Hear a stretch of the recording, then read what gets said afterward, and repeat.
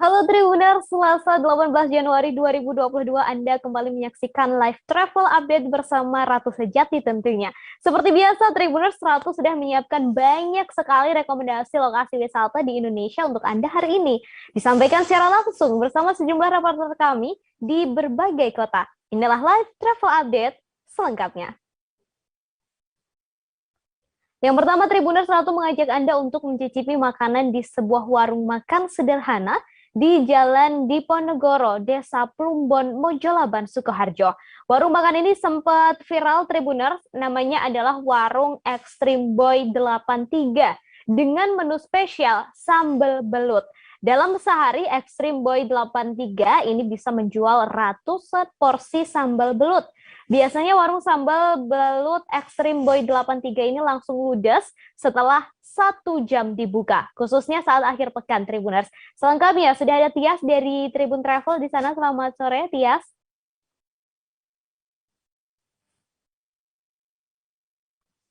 Halo, Tias, selamat sore. Ya, selamat sore, Ratu. Baik, Tias, boleh disampaikan, tadi kan disebutkan ya bahwa biasanya sambal belut yang ada di warung ini langsung habis dalam 1 jam buka. Nah, untuk jam buka dari warung sambal belut Extreme Boy 83 ini jam berapa, Tias? Ya, jadi Extreme Boy 83 ini punya menu spesial sambal belut. Nah, itu bukanya dari jam 9 pagi sampai jam 11 siang. Tapi biasanya sebelum jam 11 aja tuh udah habis. Jadi, misalkan mau beli sambal belut di sini, usahakan datangnya lebih pagi gitu. Kemudian saya penasaran, ini kan sempat viral gitu ya warungnya. Nah, sebenarnya apa sih yang membuat warung sambal belut Extreme Boy 83 ini viral gitu? Sebenarnya apa istimewanya, Tias?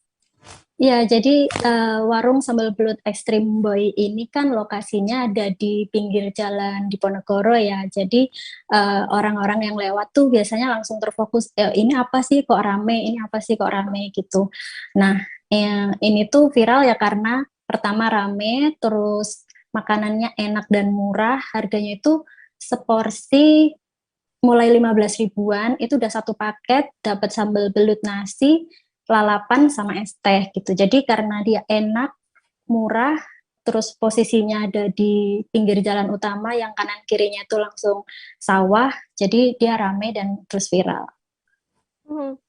Kemudian ada tips khusus nggak nih dari Tias begitu ya, jika ingin berkunjung ke Extreme Boy 83 supaya nggak kehabisan gitu, Tias? Ya, jadi kalau misalkan traveler mau ke warung sambal belut Extreme Boy 83 ini, usahakan datang sebelum jam buka, karena biasanya pas dibuka itu udah antrian ke sekian gitu. Jadi misalkan kita buka jam 9, biasanya pengunjung tuh udah datang mulai dari jam 8 buat listing antrian gitu. Terus misalnya mau datang agak siangan, itu sebelum jam tutup juga. Apalagi kalau misalnya akhir pekan, itu biasanya setengah jam dibuka itu langsung habis. Jadi misalkan akhir pekan datangnya mulai dari jam 7, jam 6, jam 7 itu pelanggan udah pada datang gitu. Oke, terakhir untuk lokasi tepatnya dari warung Extreme Boy 83 ini boleh disampaikan, Tias? Ya, lokasinya itu di Jalan Diponegoro, Desa Plumbon. Jadi nanti masuk Gapura Desa Plumbon, Kecamatan Mojolaban, Sukoharjo, Jawa Tengah, sekitar 5 kilometer kalau dari pusat kota Solo. Baik, terima kasih Tias atas informasi dan rekomendasi kulinerannya ya, Tribuners. Warung Extreme Boy 83 yang ada di Sukoharjo ini bisa jadi satu pilihan sambal belut Tribuners. Terima kasih, Tias. Ya. Pecinta durian merapat dulu yuk, karena Ratu punya informasi seputar durian. Buah durian kini sedang masa panen di sejumlah wilayah di Lampung. Masyarakat langsung memburu buah berduri dengan aroma khas ini, Tribuners. Di Kota Bandar Lampung ada tempat wisata yang menyuguhkan buah durian yang jatuh langsung dari pohonnya. Wisata durian jatuh tersebut berada di Jalan Wan Abdurrahman, kawasan Batu Putu.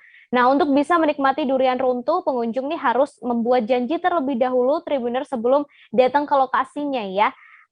Sepertinya nikmat banget ya, Tribuner. Sudah ada Joviter di sana. Selamat sore, Jovi. Halo, Ratu. Baik, Halo Jovi, Ratu. bisa Ya, diceritakan seperti apa wisata durian yang jatuh langsung dari pohonnya ini? Bagaimana untuk cara menikmatinya begitu, Jovi? Silahkan. iya. Bisa saya sampaikan Ratu bahwa di lokasi wisata ini pengunjung bisa menikmati buah jatuh langsung dari pohonnya. Adapun untuk dapat menikmatinya sendiri itu pengunjung wajib booking sehari sebelumnya. Hal tersebut dilakukan agar pengunjung datang tidak kecewa karena untuk menikmati buah durian sendiri eh, pengunjung harus menunggu. Namun agar tidak terlalu lama menunggu bisa dibuat janji untuk menyediakan buah durian yang jatuh pada malam sebelumnya. Begitu Ratu. Kemudian untuk harga dari durian yang ada di tempat wisata ini, boleh disebutkan, Jovi, dan apakah memang selalu ada begitu buah duriannya di tempat ini? Karena kan mengingat buah durian yang disajikan nih jatuh langsung dari pohonnya, begitu, Jovi. Ya, untuk wisata ini sendiri baru dibuka sekitar sebulan yang lalu atau tepatnya pada awal masa panen durian.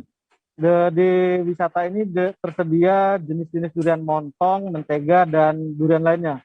Untuk harga sendiri, pengelola mematok harga atau dengan harga variatif dari antara 35.000 sampai 50.000. Eh, Diperkirakan sendiri bahwa wisata ini akan buka sampai 1 bulan ke depan atau sampai habis masa panen durian. Begitu Ratu.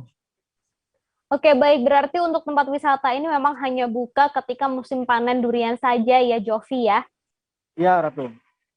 Lalu untuk akses menuju ke lokasi wisata durian jatuh ini boleh disampaikan dan juga untuk jam operasionalnya. Silahkan, Jovi. Untuk jam operasional sendiri, lokasi wisata Durian Jatuh Batu Putu ini dari pukul 8 pagi sampai jam 12 malam. Untuk lokasinya berada di Jalan Wan Abdurrahman, Kelurahan Batu Putu, atau sekitar 2 kilo dari pusat kota.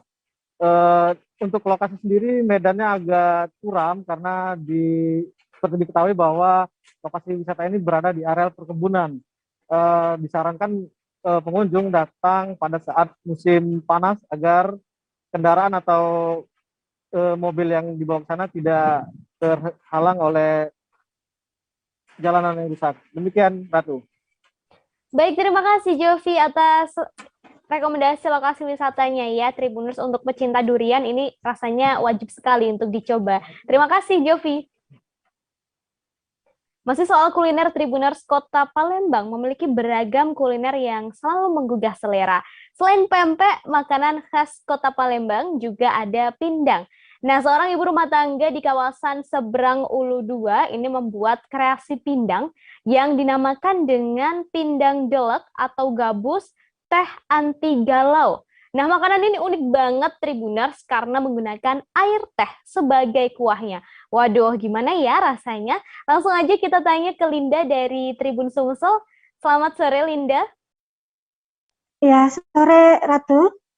Baik, Linda, bisa dijelaskan tentang pindang delek teh anti galau ini seperti apa sih sebenarnya? Silahkan, Linda. Oke, dapat saya informasikan terlebih dulu, memang kalau pindang ini merupakan salah satu makanan khas Palembang juga nih, selain pempek gitu ya. Nah, di unit seorang wanita, Yunita Ramasyari atau dipanggil dengan Caari, itu warga Seberang Ulu 1, dia membuat kreasi pindang yang dinamakan dengan pindang delek teh anti galau. Delek itu kalau bahasa kita itu ikan gabus gitu ya. Jadi kalau nama umumnya itu pindang ikan gabus. Nah, namun uniknya untuk pindang delek teh anti galau ini tidak menggunakan ikan yang utuh kan pada umumnya itu ya. Dia menggunakan ikannya di fillet gitu. Nah, sesuai namanya itu pindang delek anti galau. Jadi karena ikannya yang digunakan untuk pindang ini di fillet tanpa duri, tanpa tulang, jadi disebutnya anti galau. Begitu, Ratu. Baik, kemudian boleh disampaikan untuk gambaran rasanya seperti apa? Karena kan tadi disebutkan ya, kuahnya menggunakan teh begitu, tidak menggunakan air pada umumnya. Silahkan, Linda. Oke, nah memang uniknya lagi pindang delek teh anti galau ini menggunakan kuahnya atau airnya itu menggunakan air teh sebagai kuahnya, bukan menggunakan air biasa gitu seperti pindang pada umumnya. Nah, jadi karena kuahnya ini menggunakan teh itu, rasanya tuh jadi unik. Jadi bumbunya tuh terasa dan kuahnya tuh ketika dihirup itu rasanya segar gitu ya. Meskipun memakai teh, cita rasa pindangnya itu tetap begitu nikmat gitu ya. Terlebih ikannya sendiri kan menggunakan ikan filet. Jadi terasa lembut di mulut dan nggak perlu takut nih ada duri-duri atau tulangnya. Begitu Ratu. Baik, boleh disampaikan proses memasaknya seperti apa, Linda? Oh, kalau untuk masaknya sih sendiri sebenarnya yang udah di fillet tadi diikat dulu ya pakai kucai gitu biar nggak bahasa kita buyar gitu nggak kemana-mana. Jadi diikat biar rapi. Nah nanti setelah diikat semua dididihkan tuh tehnya. Nah teh setelah didih dimasukkan semua ikan dan bumbunya gitu ya. Sebenarnya simple ya seperti bumbu-bumbu pada umumnya gitu Ratu. Kemudian terakhir Linda, saya penasaran untuk harga dari makanan ini. Ini berapa dan bagaimana untuk cara ordernya? Silakan Linda. Oke, untuk pindang delek anti galau ini dijual 35.000 per porsi. Nah, bahkan untuk memudahkan pelanggan ada juga nih kemasan praktis ya. Jadi masyarakat bisa dibawa itu kemasannya udah jadi. Jadi ketika sampai di rumah tinggal dimasak, diseduh pakai air tehnya itu juga udah disediain dari yang si penjualnya gitu. Nah, kalau yang mau order atau penasaran nih, bisa di-searching tuh via Google yaitu GMP Ciari atau melalui Instagram ya. Instagram dia tuh namanya GMP Ciari juga. Begitu Ratu.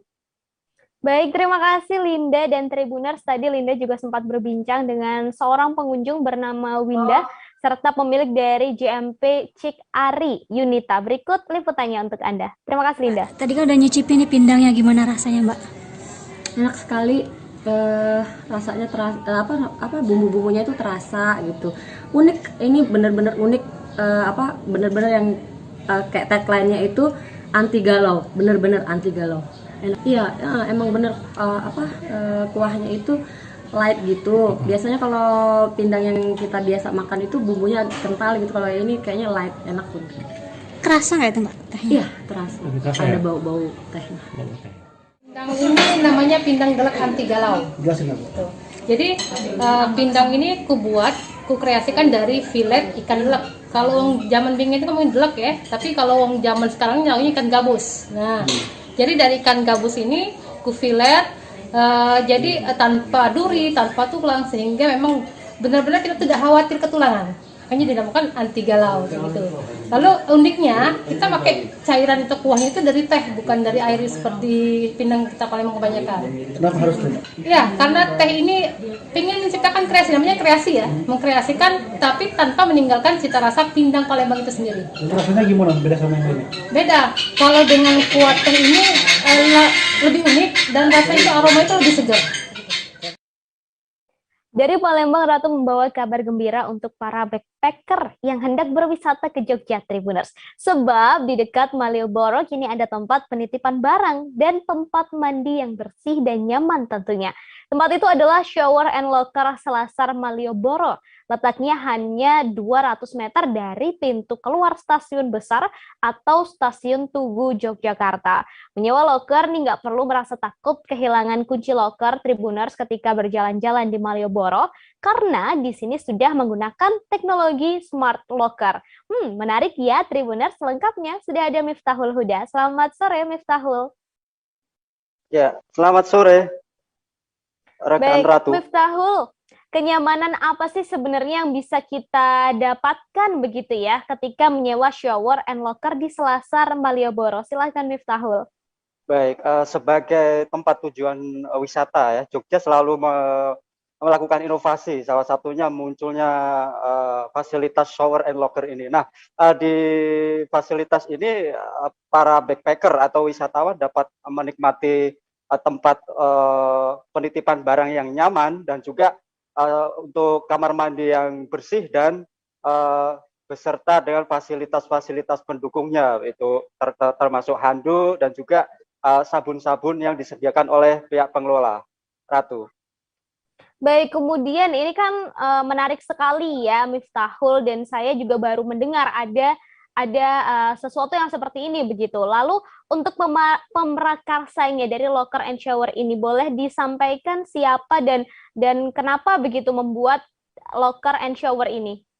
Baik, letak shower and locker ini memang berada di Selasar Malioboro, dan Selasar Malioboro itu menjadi kewenangan dari PT KAI, dan untuk pemrakarsa shower and locker ini memang ide dan gagasan dari PT KAI, khususnya kereta wisata begitu, dan itu ditujukan memang untuk wisatawan yang khususnya hanya beberapa hari saja di Jogja. Demikian, Ratu. Kemudian untuk cara menggunakan fasilitas loker dan juga tempat mandi tersebut boleh dijelaskan, Miftahul?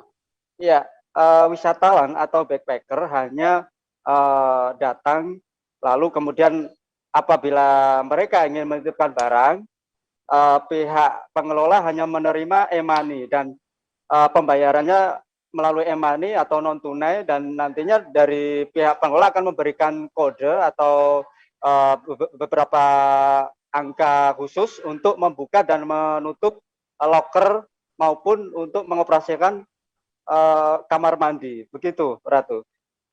Untuk rencana pengembangan ke depannya seperti apa, Miftahul? Ya. Karena mengingat ini suatu inovasi yang sangat bagus begitu. Baik, memang untuk saat ini pihak pengelola hanya memberlakukan shower and locker ini mulai dari pukul 5 pagi sampai dengan pukul 22 malam.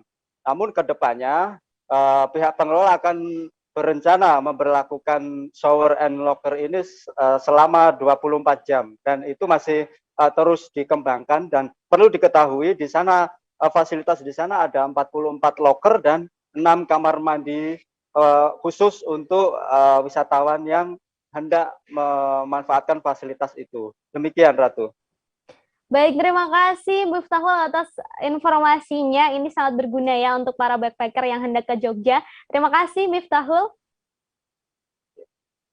Setelah ini Tribuners masih ada banyak sekali rekomendasi lokasi wisata. Namun akan Ratu sampaikan nanti setelah jeda ya. Tetap bersama kami di Live Travel Update. Oke, apa kabar Bang Aris di sini untuk strateginya? Kalau saya sendiri di Jumit 37 ini yang semalam baru mulai, Apa yang saya dirasakan udah Kak Fernita? Sebenarnya aku nggak ngerasain penangkapan atau penggerebegan atau apapun itu, karena gitu loh, posisinya aku kriteria. Jadi kita mengenal disebut dengan stroke yang tidak berdarah dengan stroke yang berdarah. Stroke yang tidak berdarah itu biasanya ditandai dengan adanya penyumbatan. Kalau itu terjadi di sini mungkin pikirnya tidak ke situ kali ya, tapi kalau di Korea atau di Kamboja itu ada beberapa paper yang saya itu Mas, ya, dulunya tukang koran. Oh gitu ya. Tukang koran. Ya, saya baca itu Pak. Tuh kan pernah baca kan? Ya. Jadi kalau saya jadi tanggam itu udah bersyukur banget. Si anak ini dijadikan sebagai tersangka begitu. Ya, kalau ini kita bicara yang di luar kasus Bongombo ya. Dengan nama hujan shower, di mana terdapat batas jelas antara daerah hujan dan tidak hujan yang biasanya terjadi pada fase awal mature stage atau tahap berbahaya dewasa. itu Kang.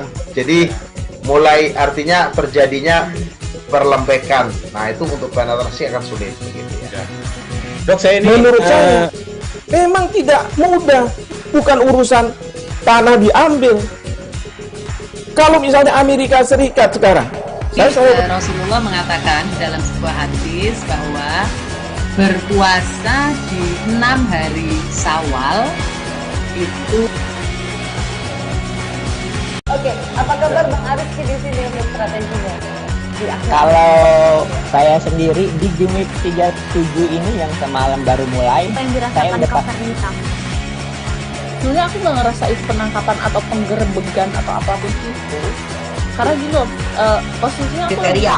Jadi kita mengenal disebut dengan stroke yang tidak berdarah dengan stroke yang berdarah. Stroke yang tidak berdarah itu biasanya ditandai dengan adanya penyumbatan. kalau itu terjadi di sini mungkin pikirnya tidak ke situ kali ya, tapi kalau di Korea atau di Kamboja itu ada beberapa paper yang saya itu Mas, ya, dulunya tukang koran. Oh gitu ya. Tukang koran. Ya, saya baca itu Pak. Tuh kan pernah baca kan? Ya. Jadi kalau saya jadi tanggam itu udah bersyukur banget. Si anak ini dijadikan sebagai tersangka begitu. Ya, kalau ini kita bicara yang di luar kasus Bongombo ya. Dengan nama hujan shower, di mana terdapat batas jelas antara daerah hujan dan tidak hujan yang biasanya terjadi pada fase awal mature stage atau tahap berbahaya dewasa. itu Kang. Jadi mulai artinya terjadinya perlembekan. Nah itu untuk penetrasi akan sulit begitu ya. Dok, saya ini menurut saya memang tidak mudah, bukan urusan tanah diambil. Kalau misalnya Amerika Serikat sekarang, Rasulullah mengatakan dalam sebuah hadis bahwa berpuasa di 6 hari Syawal itu. Oke, Oke, apa kabar Bang Aris di sini untuk strateginya? Kalau saya sendiri di Jumip 37 ini yang semalam baru mulai, Apa yang saya dirasakan udah Kak Fernita? Sebenarnya aku nggak ngerasain penangkapan atau penggerebekan atau apapun itu. Karena gini loh, posisinya aku Kriteria. Jadi kita mengenal disebut dengan stroke yang tidak berdarah dengan stroke yang berdarah. Stroke yang tidak berdarah itu biasanya ditandai dengan adanya penyumbatan. Kalau itu terjadi di sini mungkin pikirnya tidak ke situ kali ya, tapi kalau di Korea atau di Kamboja itu ada beberapa paper yang Saya itu mas, dulunya tukang koran. Oh gitu ya. Tukang koran. Ya, saya baca itu Pak. Tuh kan pernah baca kan? Ya. Jadi kalau saya jadi pangdam itu udah bersyukur banget. Si anak ini dijadikan sebagai tersangka begitu. Ya, kalau ini kita bicara yang di luar kasus Bongombo ya. Dikenal dengan nama hujan shower, di mana terdapat batas jelas antara daerah hujan dan tidak hujan yang biasanya terjadi pada fase awal mature stage atau tahap Berbahaya dewasa. itu Kang. Jadi mulai artinya terjadinya perlembekan. Nah itu untuk penetrasi akan sulit. Gitu ya. Dok, saya ini menurut saya memang tidak mudah, bukan urusan tanah diambil. Kalau misalnya Amerika Serikat sekarang, Rasulullah mengatakan dalam sebuah hadis bahwa berpuasa di 6 hari Syawal itu. Oke, apa kabar Bang Aris di sini untuk strateginya? Kalau saya sendiri di Jumip 37 ini yang semalam baru mulai, Apa yang saya dirasakan udah Kak Fernita? sebenarnya aku nggak ngerasain penangkapan atau penggerebekan atau apapun itu. Karena gini loh, posisinya aku Kriteria. Jadi kita mengenal disebut dengan stroke yang tidak berdarah dengan stroke yang berdarah. Stroke yang tidak berdarah itu biasanya ditandai dengan adanya penyumbatan. kalau itu terjadi di sini mungkin pikirnya tidak ke situ kali ya, tapi kalau di Korea atau di Kamboja itu ada beberapa paper yang Saya itu mas, dulunya tukang koran. Oh gitu ya. Tukang koran. Ya, saya baca itu Pak. Tuh kan pernah baca kan? Ya. Jadi kalau saya jadi pangdam itu udah bersyukur banget. Si anak ini dijadikan sebagai tersangka begitu. Ya, kalau ini kita bicara yang di luar kasus Bongombo ya. Dikenal dengan nama hujan shower, di mana terdapat batas jelas antara daerah hujan dan tidak hujan yang biasanya terjadi pada fase awal mature stage atau tahap Berbahaya dewasa. itu Kang. Jadi mulai artinya terjadinya perlembekan. Nah itu untuk penetrasi akan sulit. Gitu ya. Dok, saya ini menurut saya memang tidak mudah, bukan urusan tanah diambil. Kalau misalnya Amerika Serikat sekarang, Rasulullah mengatakan dalam sebuah hadis bahwa berpuasa di 6 hari Syawal itu. Oke, apa kabar Bang Aris di sini untuk strateginya? Kalau saya sendiri di Jumip 37 ini yang semalam baru mulai, Apa yang saya dirasakan udah Kak Fernita? sebenarnya aku nggak ngerasain penangkapan atau penggerebekan atau apapun itu. Karena gini loh, posisinya aku Kriteria. Jadi kita mengenal disebut dengan stroke yang tidak berdarah dengan stroke yang berdarah. Stroke yang tidak berdarah itu biasanya ditandai dengan adanya penyumbatan. kalau itu terjadi di sini mungkin pikirnya tidak ke situ kali ya, tapi kalau di Korea atau di Kamboja itu ada beberapa paper yang Saya itu mas, dulunya tukang koran. Oh gitu ya. Tukang koran. Ya, saya baca itu Pak. Tuh kan pernah baca kan? Ya. Jadi kalau saya jadi pangdam itu udah bersyukur banget. Si anak ini dijadikan sebagai tersangka begitu. Ya, kalau ini kita bicara yang di luar kasus Bongombo ya. Dikenal dengan nama hujan shower, di mana terdapat batas jelas antara daerah hujan dan tidak hujan yang biasanya terjadi pada fase awal mature stage atau tahap Berbahaya dewasa. itu Kang. Jadi mulai artinya terjadinya perlembekan. Nah itu untuk penetrasi akan sulit. Gitu ya. Dok, saya ini menurut saya memang tidak mudah, bukan urusan tanah diambil. Kalau misalnya Amerika Serikat sekarang, Rasulullah mengatakan dalam sebuah hadis bahwa berpuasa di 6 hari Syawal itu. Oke, apa kabar Bang Aris di sini untuk strateginya? Kalau saya sendiri di Jumip 37 ini yang semalam baru mulai, Apa yang saya dirasakan udah Kak Fernita? sebenarnya aku nggak ngerasain penangkapan atau penggerebekan atau apapun itu. Karena gini loh, posisinya aku kriteria. Jadi kita mengenal disebut dengan stroke yang tidak berdarah dengan stroke yang berdarah. Stroke yang tidak berdarah itu biasanya ditandai dengan adanya penyumbatan. Kalau itu terjadi di sini mungkin pikirnya tidak ke situ kali ya. Tapi kalau di Korea atau di Kamboja itu ada beberapa paper yang Saya itu Mas, dulunya tukang koran. Oh gitu ya. Tukang koran. Ya, saya baca itu Pak. Tuh kan pernah baca kan? Ya. Jadi kalau saya jadi pangdam itu udah bersyukur banget. Si anak ini dijadikan sebagai tersangka begitu. Ya, kalau Terima kasih Anda masih menyaksikan live travel update Selasa 18 Januari 2022 bersama saya Ratu Sejati. Nah, Tribuners, Lampung Barat ini memang memiliki bermacam destinasi wisata alam. Hal ini lantaran alam di Lampung Barat memang menyimpan begitu banyak keindahan. Satu di antaranya ialah Danau Ranau. Di Danau Ranau ini ada sebuah destinasi wisata yang baru-baru ini dibuka untuk umum. Destinasi wisata tersebut adalah Pantai Asmara atau Aspirasi Masyarakat Ranau, Lampung Barat yang lokasinya berada di Pekon Tawan Sukamulya, Lumbok Seminung, Lampung Barat. Seperti apa lokasinya? Kita sudah terhubung dengan Nanda dari Tribun Lampung. Selamat sore, Nanda. Sore ya. Baik, Nanda bisa diceritakan seperti apa suasana di Pantai Asmara ini dan pemandangan apa aja sih yang bisa terlihat begitu dari pantai ini? Silakan Nanda.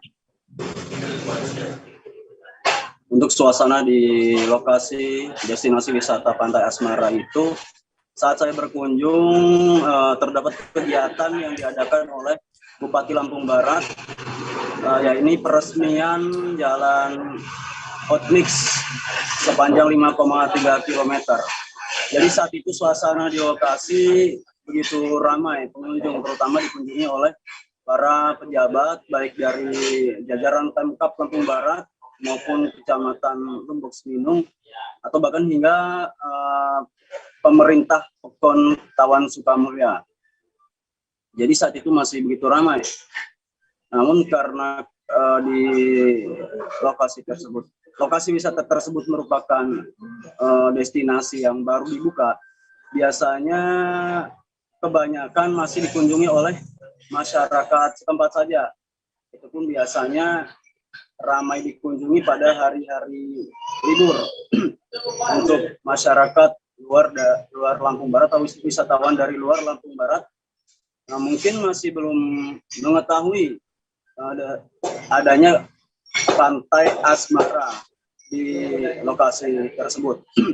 Untuk pemandangan di sana ada Danau Ranau yang terhampar luas di situ.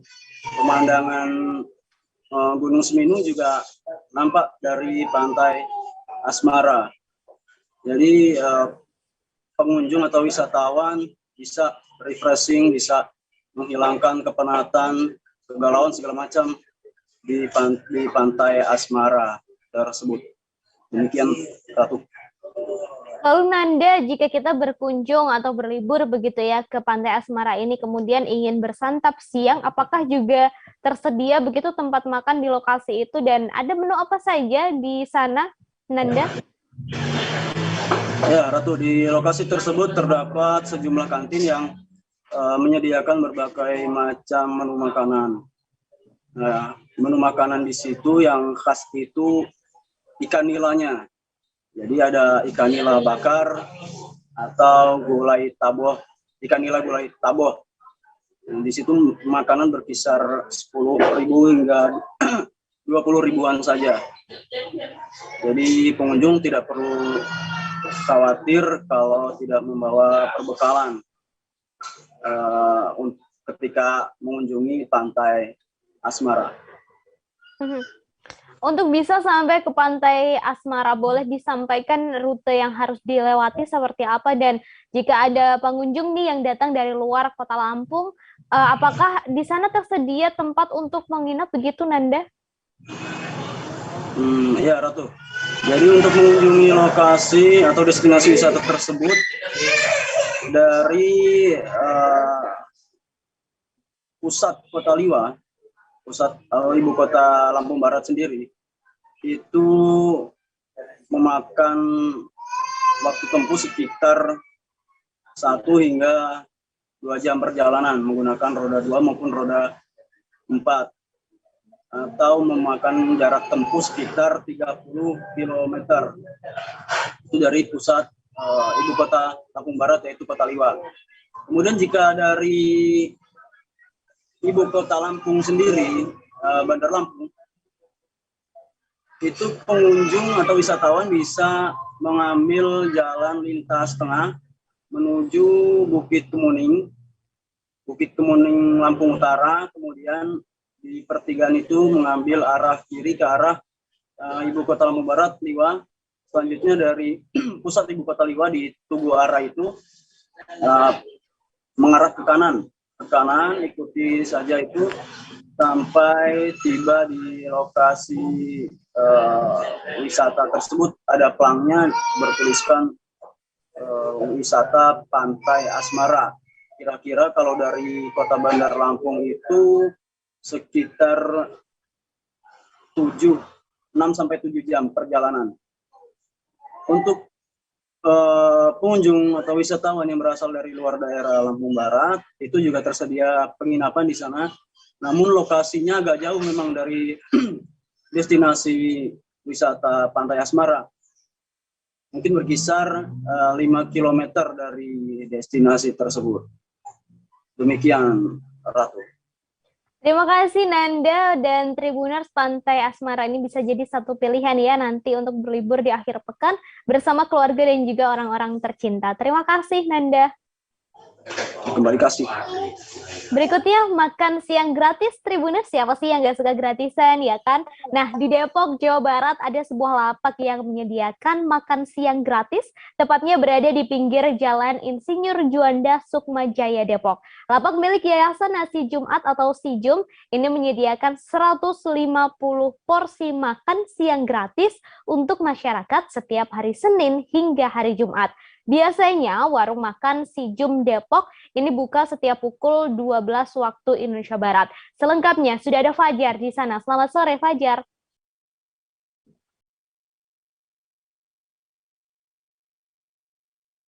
Halo, selamat sore Fajar. Selamat sore Ratu, apa suara saya terdengar? Iya. Baik, Fajar, untuk rumah makan gratis ini, sebenarnya apa sih yang melatar belakangi berdirinya rumah makan ini, Fajar? Baik, terima kasih rekan Ratu. Awalnya rumah makan gratis ini pertama kali ada di daerah Klaten, Jawa Tengah, dan saat ini sudah ada 180 cabang di seluruh Indonesia. Dan untuk di Depok sendiri ada yang namanya warung makan Nasi Jumat, di daerah Insinyur Juanda, di Jalan Insinyur Juanda. Awalnya sesuai namanya, warung makan gratis Jumat ini hanya melayani di hari Jumat, dan konsumennya terkhusus pada jemaah-jemaah yang sholat Jumat di masjid-masjid sekitar Jalan Ir Juanda. Namun karena adanya respon positif dari masyarakat dan permintaan yang semakin banyak, maka sejak tahun 2018 itu jumlah porsi dan waktunya diperbanyak, antara lain dari Senin sampai Jumat dan pukul 12. Begitu, rekan Ratu. Kemudian untuk yang mampir ke warung tersebut, siapa saja biasanya, Fajar? Baik, terima kasih rekan Ratu. Dari pernyataan koordinator Nasi Jumat Depok, Ibu Humairah atau biasa dipanggil Ibu Mira, para konsumen ini bebas, maksudnya tidak pandang kelas, bisa dari kelas menengah ke bawah maupun kelas menengah ke atas, dan mayoritas dari para konsumen ini adalah driver ojek online, lalu para pengamen jalanan, lalu ada pedagang asongan dan pedagang kaki lima, yang notabene adalah pekerja-pekerja kerah biru, notabene.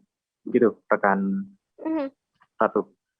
Kemudian untuk sumber dana dari warung makan ini, dari mana saja, Fajar? Baik, terima kasih rekan Ratu. Untuk sumber dananya sendiri, sebelum ke sana, menurut Ibu Mira selaku koordinator, tiap harinya untuk keperluan seperti lauk pauk, periuk nasi, ataupun minuman dan peralatan-peralatan lainnya, itu perharinya rumah makan gratis Nasi Jumat Depok itu mengeluarkan biaya sekitar 700 sampai 1 juta rupiah per hari. Nah, perihal dananya sendiri, awalnya ini adalah dana dari pribadi, dari masing-masing relawan, masing-masing anggota, yang dimana di Depok sendiri itu ada 11 dapur umum, maksud saya 11 dapur, dan kalau lebih spesifiknya di warung nasi Jumat Depok itu ada 9 relawan. Nah, kalau untuk dananya sendiri, karena sudah besar, karena sudah terkenal di mana-mana, ini banyak donatur-donatur yang memberikan uang ataupun donasi-donasi. Seperti itu, rekan Ratu.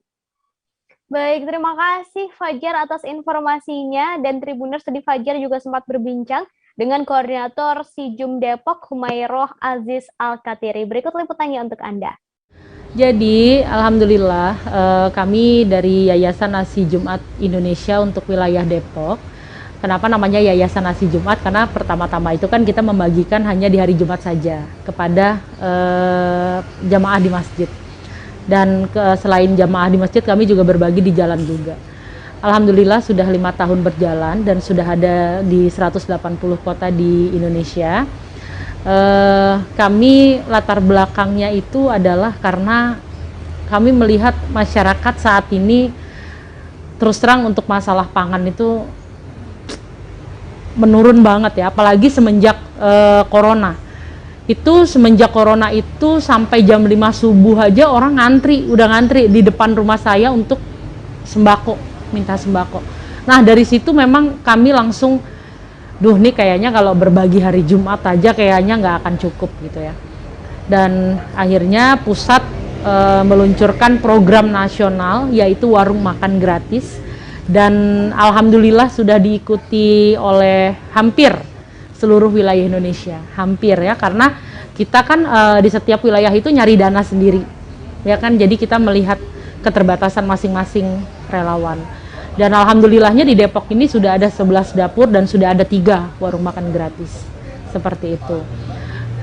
Kenapa sih dibuka warung makan gratis? Karena kami beranggapan bahwa yang datang itu pasti yang benar-benar butuh. Setelah kita ngobrol, memang alhamdulillah banget Bu adanya warung makan gratis ini. Kami yang 10 ribunya atau 15 ribunya untuk beli bensin, yang untuk ojol ya, alhamdulillah bisa ditabung buat kontrakan, untuk biaya sekolah anak, atau untuk kebutuhan-kebutuhan yang lain. Setelah jalan-jalan dan liburan rasanya kurang ya bila tidak membawa oleh-oleh Tribuners. Nah, Ratu mengajak Anda untuk melihat kerajinan khas Kabupaten Tapin yang berada di Tamasa Galeri. Ada banyak produk anyaman di sini Tribuners dan asli Tapin. Ada apa saja ya, dan seperti apa sih kerajinan yang ada di Tamasa Galeri ini? Sudah ada Stanislaus di sana. Halo, selamat sore Stan. Halo, selamat sore Ratu. Baik, Stan, boleh dijelaskan bagaimana perkembangan penjualan selama pandemi di galeri ini? Silahkan, Stan. Baik, Ratu dan Tribuners, dapat saya sampaikan dari Kabupaten Tapin terkait dengan keberadaan Galeri Tamasa atau Tamasa Galeri yang ada di Kabupaten Tapin. Nah, Tamasa Galeri ini merupakan salah satu outlet penjualan kerajinan yang ada di Kabupaten Tapin, yang memang di bawah naungan dari Dinas Perindustrian Kabupaten Tapin. Dan informasi yang kami himpun di lapangan, memang kondisi penjualan selama pandemi, pengelola mengakui bahwa omsetnya memang mengalami penurunan, tetapi itu tidak secara signifikan, karena para pengrajin ini selalu berusaha untuk menciptakan sesuatu yang baru sebelum anyaman-anyaman atau kreativitas mereka itu diperjualbelikan, seperti itu Ratu. Boleh disampaikan ada kerajinan apa saja yang dijual di sana, Stan? Untuk kerajinan di Kabupaten Tapin khususnya, memang keberadaan Galeri Tamasa ini memang dia menghimpun seluruh kerajinan yang ada di Kabupaten Tapin, terdiri dari 12 kecamatan. Dari 12 kecamatan ini bermacam-macam, ada yang tas purun, tas itu juga ada tas perempuan, ada tas untuk laki-laki, dan juga ada anyaman seperti kopia, itu juga ada. Lalu ada kain sesirangan itu juga semua berbahan dasar dari rotan, lalu ada eceng gondok itu ada juga seperti itu, Ratu. Kemudian untuk pembelinya di Tamasa Galeri ini, biasanya dari mana saja, dan untuk harga dari kerajinan-kerajinan yang dijual, ini kisaran harga berapa, Stan? Untuk produk yang dijual di Galeri Tamasa ini, khususnya produk kerajinan yang diambil dari masyarakat di 12 kecamatan di Kabupaten Tapin ini, memang untuk harganya variatif. Dan yang paling mahal dari informasi yang kami dapat dari pihak pengelola itu, untuk harga yang paling mahal itu tas perempuan, itu tas yang memang ada kombinasi antara anyaman purun itu dengan kain sesirangan, lalu ada gagangnya yang kemudian gagang itu terbuat dari semacam kawat, dan itu memang dari pantauan kami di lapangan memang sangat menarik, sehingga memang harganya itu sangat tinggi. Dalam hal ini ya harganya hanya sebatas, yang paling mahal itu sebatas 500.000 itu untuk tas, dan tas itu untuk tas perempuan. Seperti itu. Untuk konsep penjualannya seperti apa, Stan? Boleh dijelaskan? Untuk masyarakat dan Tribuners, untuk konsep penjualan kerajinan yang ada di Galeri Tamasa ini, konsep yang mereka siapkan itu ada dua, ada penjualan secara offline dan ada penjualan secara online. Nah, untuk penjualan secara online ini bisa diakses di media sosialnya Galeri Tamasa ini, ada di YouTube, ada di Facebook, dan ada di Instagram. Sedangkan untuk offline-nya itu sifatnya pesan antar. Jadi kalau di luar daerah misalkan di Jawa atau di luar di Jakarta, pemesanan itu bisa lewat Tiki, Jene, itu pengirimannya bisa seperti itu. Itu kalau untuk konsep secara offline. Seperti itu, Ratu, kembali ke studio. Baik, terima kasih Stan atas informasinya dan rekomendasi tempat belanja oleh-olehnya ya. Tadi Stan juga sempat berbincang dengan petugas Galeri Tamasa, ada Denny Oktavianur. Berikut liputannya untuk Anda. Ini apa namanya? Ini kain sesirangan. Kain sesirangan lah. Dari Salam Babaris. Oh, dari Salam Babaris. Ini mengambilnya diantar atau prosesnya seperti apa? Ini yang pengrajinan antar ke sini. Oh, pengrajinan antar ke sini. Ini harga jualnya berapa ini, Mas? Ini harganya sekitar 200 ribu lah, 200.000. Oh, ini kerajinan purun lah. Apa ini namanya, Mas? Ini tas purun dari kombinasi.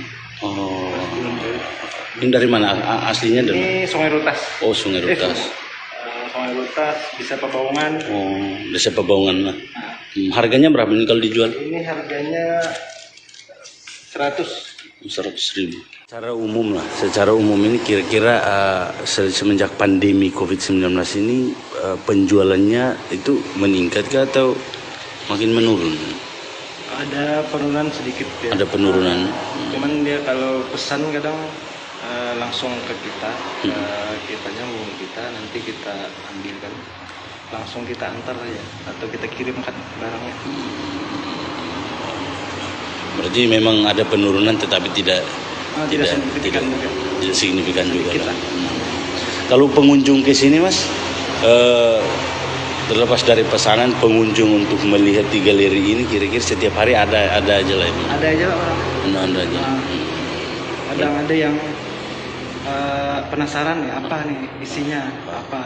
Saya bilang masuk aja, coba lihat supaya orang kenal gitu kan. Ini buka dari jam berapa sampai jam berapa? Dari jam 8 sampai sore. 4. Kalau harinya dari? Hari Senin sampai Jumat. Dari sini sampai Jumat. Yang mengunjungi tempat ini nih masyarakat Kabupaten Tapin aja atau dari luar juga? Dari luar juga ada. Dari luar juga ada. Tidak hanya dari Kabupaten Tapin, dari luar juga. Siapa namanya, Mas? Saya Denny Oktavianur. Pekan Budaya Tanah Luwu kini telah dibuka, Tribuners. Acara ini merupakan rangkaian dari Hari Jadi ke-754 Luwu dan dimeriahkan dengan pertunjukan kirab budaya. Kirab budaya ini diikuti oleh puluhan perwakilan dari 4 daerah di wilayah Luwu Raya yang dipusatkan di Kota Palopo, Sulawesi Selatan. Selengkapnya sudah ada Arwin Ahmad di sana. Selamat sore, Arwin. Ya, selamat sore rekan Ratu dan Tribuners. Baik, Arwin boleh disampaikan seperti apa sih jalannya pembukaan Pekan Budaya Tanah Luwu ini? Silakan Arwin. Ya, terima kasih rekan Ratu dan Tribuners. Jadi dapat saya lakukan bahwa Pekan Budaya Tanah Luwu tahun 2022 resmi dibuka pada Senin 17 Januari 2022. Kegiatan ini merupakan rangkaian dari peringatan Hari Jadi Luwu ke-754 dan juga Hari Perlawanan Rakyat Luwu yang ke-76 yang mana tahun ini dipusatkan di Kota Palopo sendiri. Dan juga kegiatan ini diikuti 4 daerah kabupaten kota yang berada di dalam wilayah Luwu Raya, yaitu Luwu Timur, kemudian Kabupaten Luwu Utara, Kota Palopo sendiri, dan Kabupaten Luwu. Nah, pada agenda pembukaan Senin kemarin itu dimeriahkan dengan salah satunya yaitu kirab budaya yang diikuti ada puluhan perwakilan dari 4 daerah ini. Ini diisi dengan tari-tarian tradisional, baik itu tarian lokal maupun dari tarian luar daerah. Kirab budaya ini berlangsung sekitar 2 jam ya, dan berjalan peserta menempuh jalan kaki sekitar 5 kilometer. Begitu rekan Ratu. Kemudian untuk peserta dari kirab budaya ini ada berapa banyak, Arwin? Jadi peserta itu ada 20 perwakilan lebih ya dari 4 kabupaten kota tadi rekan Ratu dan Tribuners. Dan juga saya lupa sampaikan bahwa pada agenda pembukaan juga dihadiri oleh pejabat negara yaitu staf ahli dari Kementerian UMKM dan Koperasi dan juga dari perwakilan PLT Gubernur Sulsel, kemudian juga dari 4 kepala daerah yang berada di wilayah Luwu Raya, dan juga ada beberapa perwakilan dari kerajaan. Baik, kemudian untuk pelaksanaan Pekan Budaya Tanah Luwu ini akan berlangsung berapa lama dan apa saja pertunjukan yang ditampilkan, Arwin? Ya, untuk pelaksanaannya akan berlangsung sepekan hingga Minggu 23 Januari mendatang. Adapun rangkaian atau item-item yang akan pertunjukan yaitu mulai dari kirab budaya yang sudah terlaksana kemarin, juga ada pameran benda pusaka, kemudian juga ada pameran lukisan dan fotografi, kemudian ada pasar rakyat. Ini yang pasar rakyat berlangsung selama seminggu di lapangan Ragaspa. Itu disediakan stand-standnya, di situ ada berbagai macam dipamerkan di tempat itu. Kemudian juga ada Mas Surek Ilagaligo atau membaca Surek Ilagaligo, ini hikayat yang terkenal dari Tanah Luwu ini, dan juga ada mengarak benda pusaka.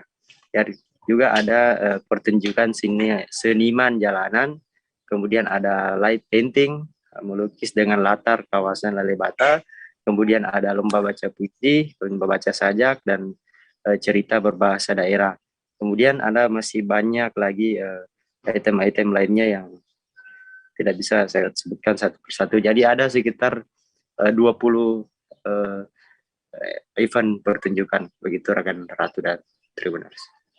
Baik, terima kasih Arwin atas rekomendasinya untuk Anda Tribuners yang berada di wilayah Luwu Raya atau sekitarnya ya di Sulawesi Selatan, bisa mampir karena ini masih sepekan begitu. Terima kasih Arwin. Terima kasih rekan Ratu.